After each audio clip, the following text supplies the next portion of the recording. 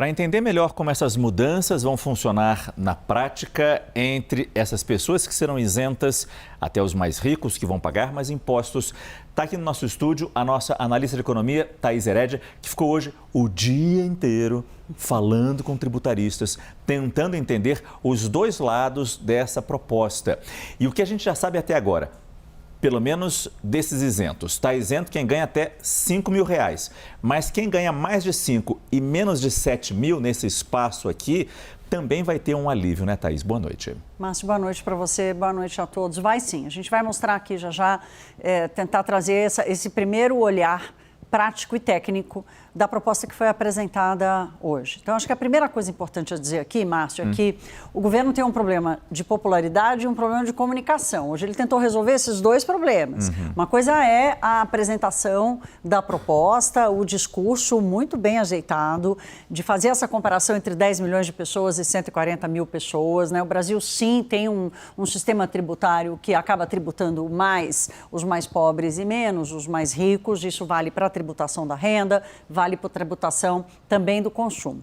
A outra coisa é quando chega o projeto de lei, os tributaristas vão se debruçar sobre ele e entender, tá bom, então como é que todos vão cumprir aquilo que está na lei? E aí, até a apresentação, todo mundo disse, peraí, tem algumas dúvidas sobre a compensação, dúvidas sobre como vai funcionar. Na hora que chega o projeto de lei, é que começa então uma tentativa de compreender como vai ser juridicamente e na prática, como os contribuintes, especialmente esses que estão sendo afetados por uma tributação maior, que envolve inclusive a atuação das empresas brasileiras que de alguma forma distribuem dividendos, como é que isso vai afetar não as pessoas em si, o bolso das pessoas, mas a forma de planejar inclusive investimentos. Vamos fazer por partes? Vamos começar olhando, então, para a base dessa proposta, Márcio, vamos trazer aqui a pirâmide. A pirâmide social brasileira, todos nós sabemos, sim, somos um país de desiguais, né? Então, assim, 90% dos trabalhadores brasileiros, ou dos brasileiros em geral, tem uma renda abaixo de R$7.000, abaixo até de R$5.000, mais de 70% dos brasileiros ganham até 2 salários mínimos, então, sim, somos um país de renda baixa. Então, até R$5.000, isenção total.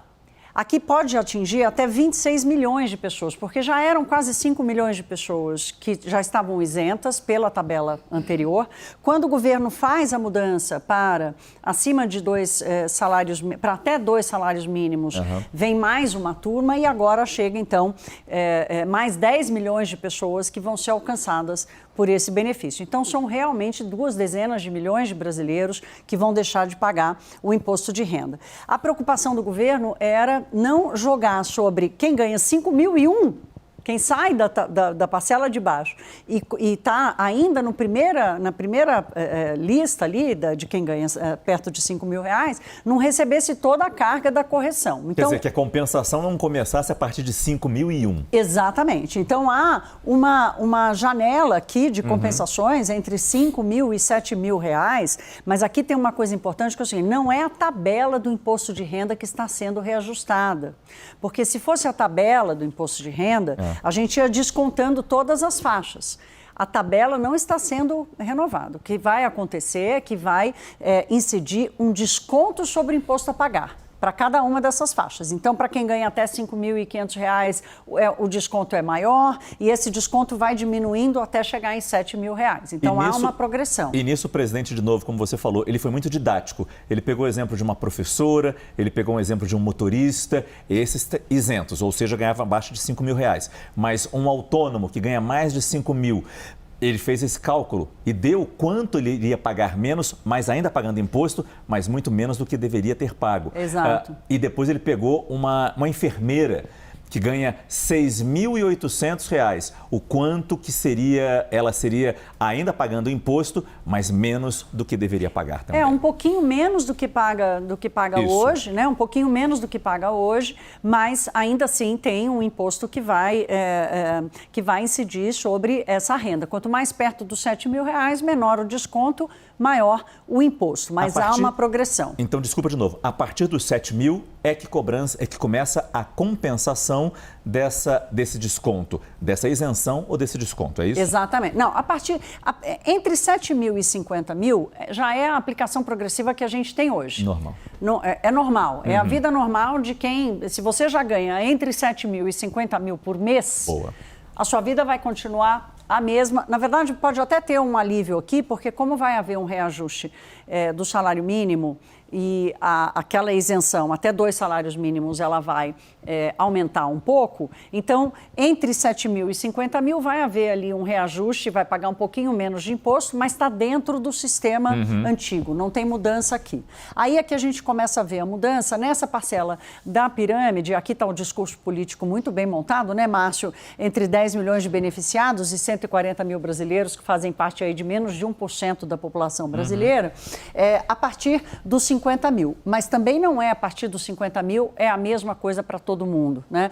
Entre 50 mil e 100 mil é uma alíquota que vai até 10% e ela vai sendo reajustada de acordo com a renda que você acumulou durante o ano, né? É um sistema operacional que a Receita Federal vai ter que adotar para fazer essa conta, né, e conseguir ou restituir se você pagou a mais ou te cobrar se você pagou a menos. Então, se no final do ano, se você ganha entre 50 e 100 mil, se no final do ano, quando você apresentar tudo que você recebeu de renda e você não tiver alcançado uma alíquota efetiva, ou seja, aquilo que você realmente pagou de imposto de renda, de 10%, você tem que pagar a mais. Só 2 coisas. Aqui a gente está falando de valores mensais, de 50 valores mil mensais. reais valores mensais. Sem mais. E contando salário, investimentos...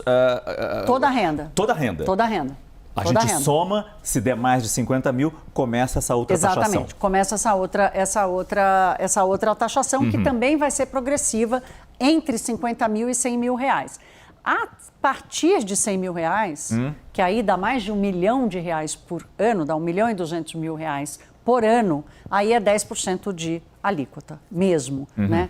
Você vai fazer o cálculo hoje, o governo coloca como alíquota efetiva 2,5%, vai ter que pagar 10%. A sua alíquota efetiva é 2,5% a partir de 2026. Se o projeto for aprovado como está, vai pagar 10%. Vamos dar uma olhada agora, Márcio, nos outros pontos do projeto. Aqui nós estamos falando já dos ricos, daqueles que vão ser tributados com esses de 0 a 10% de alíquota. Zero não, né? Tem um pouco mais ali, quase 1% começa a progressão, até 10%. Olha, vão ser excluídos para a fixação da alíquota. Na hora de fixar qual alíquota que você vai pagar a mais para você cumprir a nova regra, eles vão excluir ganho de capital, herança, doação ou adiantamento da legítima e rendimento recebido acumuladamente, que aqui, se é um rendimento recebido acumuladamente, você já, de alguma forma, o governo vai excluir isso da conta. Então, para a fixação da alíquota, exclui isso aqui. Na hora de você fazer a conta do imposto que vai pagar efetivamente para a Receita Federal, tem uma nova lista de exclusão. Vai excluir título e valores imobiliários isentos, caso da LCI, LCA, todos os títulos, produtos financeiros que têm isenção vão ter que sair. Poupança, aposentadoria e pensão de moléstia grave e indenizações. Então, aqui, na hora de fazer o cálculo para o imposto que você deve à Receita Federal, isso tudo para quem ganha, gente, a partir de 50 mil reais, tá? Quer dizer, para definir o quanto eu ganho por mês, o quanto eu tenho de bolo na minha conta bancária no mês... Quanto você recebeu de renda por mês, exatamente. Exato. Entra isso.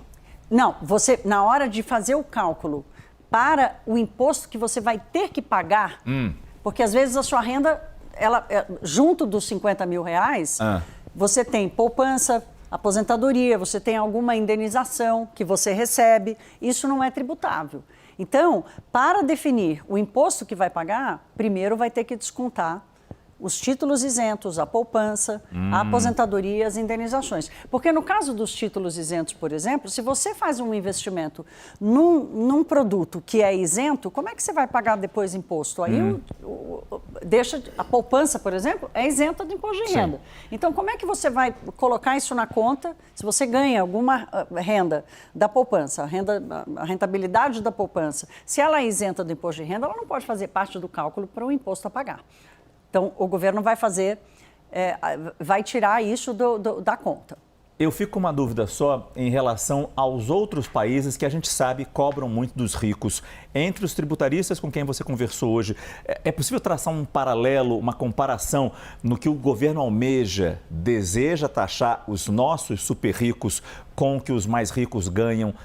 Por exemplo, se a gente olha para os países da OCDE, que a gente sabe é o tal do clube dos ricos, a gente consegue traçar uma comparação se a gente chega perto desses países que tradicionalmente cobram mais imposto de quem ganha mais? Aqui está a grande crítica, Márcio. Vamos trocar de tela, porque é exatamente nesse ponto aqui, né? Porque aqui é o seguinte, o governo está propondo a distribuição de dividendos hoje, lucros e dividendos no Brasil hoje, ela é isenta do imposto. Sim. Né? Por quê? Aqui está a grande diferença que os tributaristas chamam a atenção. Porque nos países da OCDE, o imposto de renda sobre a pessoa jurídica, aquele imposto de renda pago pela empresa, ele está na faixa dos 21%.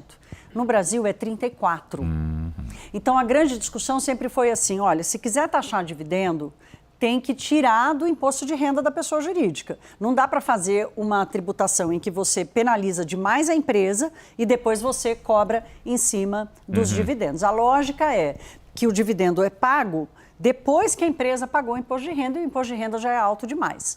Então, o que o governo está fazendo aqui? Aqui está a grande crítica e a grande dúvida, porque aqui está dizendo o seguinte, vai haver uma retenção na fonte. As empresas que distribuem o dividendo já vão reter na fonte 10% daquilo que ela distribui para as pessoas físicas no Brasil que ganham a partir de 50 mil reais, desculpe, ou para pessoas físicas ou jurídicas no exterior, qualquer valor. Se você quiser fazer qualquer remessa de dividendos para fora, vai ter que pagar o imposto. Esse imposto vai ser retido na fonte, assim como é dos seletistas, de quem tem carteira assinada, paga na fonte. Vai ser a mesma coisa aqui. Depois de um ano, se ficar claro que você pagou a mais, a Receita Federal vai ter que te restituir. Mas ao longo do período que você receber os dividendos, isso vai ser descontado na fonte. Então, aqui está uma grande dúvida. Primeiro, é bitributação?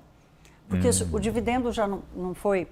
O dinheiro que sai da empresa já não foi tributado pelo imposto de renda? O dividendo não é isento do imposto de renda? Então, afinal de contas, vai ficar uma bitributação?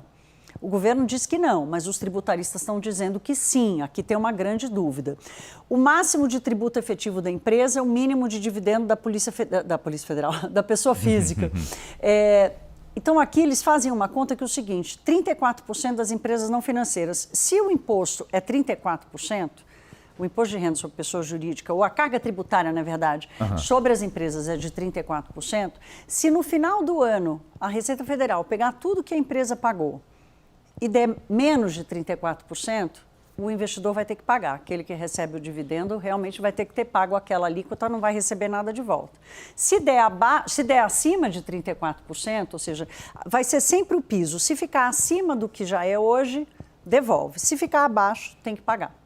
A mesma coisa lá dos 50 mil reais, a partir de 50 mil reais. Se você tiver uma alíquota efetiva abaixo de 10%, você vai ter que completar até chegar aos 10%, até chegar à sua nova alíquota. Né? Então, assim, é um sistema de uma altíssima complexidade. Os tributaristas estão chamando a atenção para a falta de compreensão. É para nós até difícil aqui explicar, porque é muito complexo. O projeto de lei, muitos tributaristas estão chamando a atenção de que está escrito de uma forma muito confusa, medo de judicialização e especialmente medo de como vai ser o embate no Congresso Nacional, Márcio.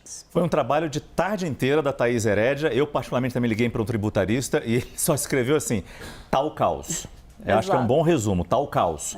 E a Thaís nos ajudou a entender pelo menos um pouco e a gente vai continuar aprofundando um pouco mais isso. Mas mexe até nos investimentos, né, Thaís? Porque tem um monte de investimento aí nos bancos falando isento de imposto de renda, isento de imposto de renda. Isso caiu, isso vai cair. Não, ninguém sabe exatamente. Se você tem vários investimentos, se você comprar ação de várias empresas e cada uma delas te pagar menos de 50 mil reais, você não vai pagar, você não paga o imposto. Mas e se você receber, e na hora de juntar tudo na sua renda completa, você vai ter que pagar? Então, há uma dúvida muito grande, Márcio.